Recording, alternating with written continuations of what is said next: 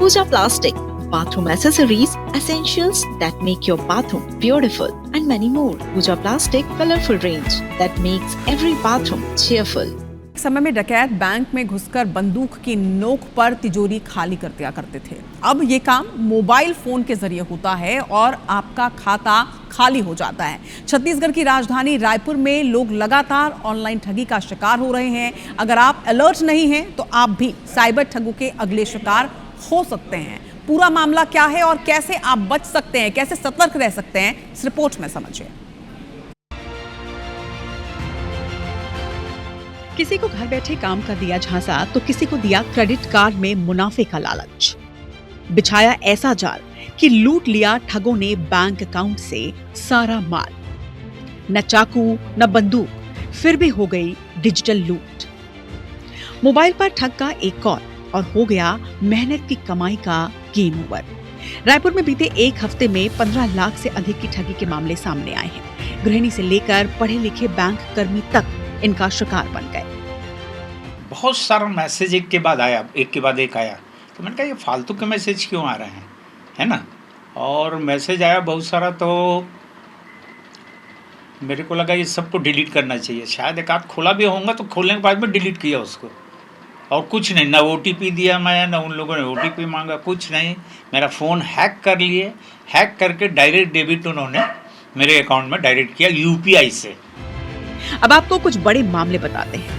DD नगर थाने में एक युवक ने शिकायत दर्ज करवाई कि एक ठग ने कॉल सेंटर कर्मी बनकर उसके Amazon अकाउंट की जानकारी मांगी और 1,74,000 रुपए पार कर दिए।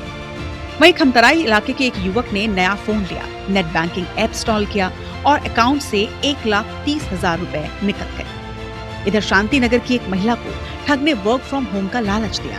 काम के बदले पहले कुछ पैसे दिए गए और फिर ज्यादा मुनाफे का लालच देकर 6,30,000 रुपए ऐंठ लिए।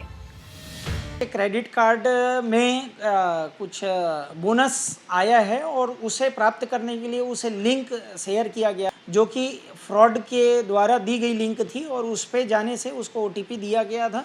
और उसके आधार पर उसके जब बाद में उसको कस्टमर केयर से फ़ोन आया कि आपने कोई क्रेडिट से खरीदी बिक्री किया है क्या, तब उसको पता चला कि उसके अकाउंट से पैसा कटा है। ऑनलाइन जॉब करने पर आपको घर बैठे फ़ायदा हो सकता है।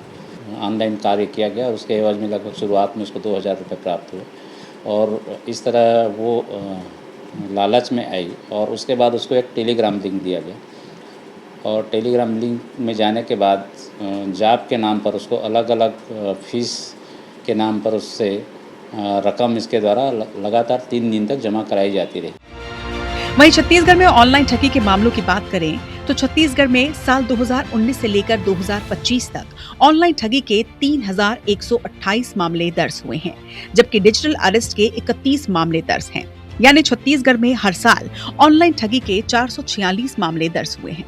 पिछले 7 सालों में हर महीने प्रदेश के 37 लोग साइबर ठगी का शिकार हो रहे हैं।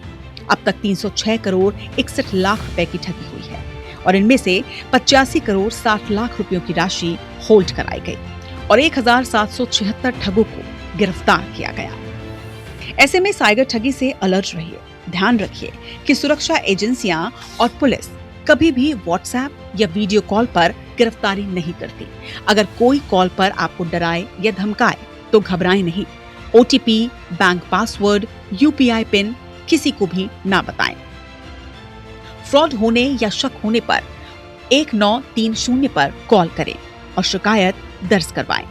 साथ ही cybercrime.gov.in पर शिकायत करें।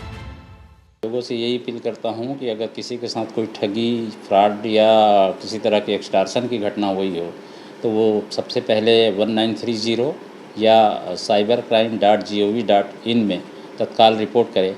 ऐसे में त्वरित उनके द्वारा रिपोर्ट करने पर वो रकम होल्ड कराई जा सकती है। और मैं ये भी अपील करता हूँ कि किसी भी तरह के भय या लालच में ना आए। साइबर ठगी से बचने का सिंपल सा तरीका है सावधानी, सतर्कता और शिकायत। अगर आपने ये अपनाया तो ठग आपको कभी शिकार नहीं बना पाएगा। आपकी सुविधा के लिए आपकी ज़िंदगी में आया स्मार्टफोन असल में ठगी के मामले में आपके लिए बड़ी दुविधा बनकर सामने आ चुका है। आपके खाते घर बैठे कहीं से भी, देश के किसी भी कोने से कोई ठग खाली कर देता है।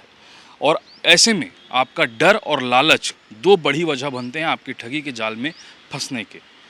ज़रा सी सूझबूझ से आप अपनी मेहनत की कमाई को ठगों के अकाउंट में ट्रांसफ़र करने से बच सकते हैं। कैमरा पर्सन रेणु प्रसाद के साथ IBC 24 के लिए सुमन पांडे।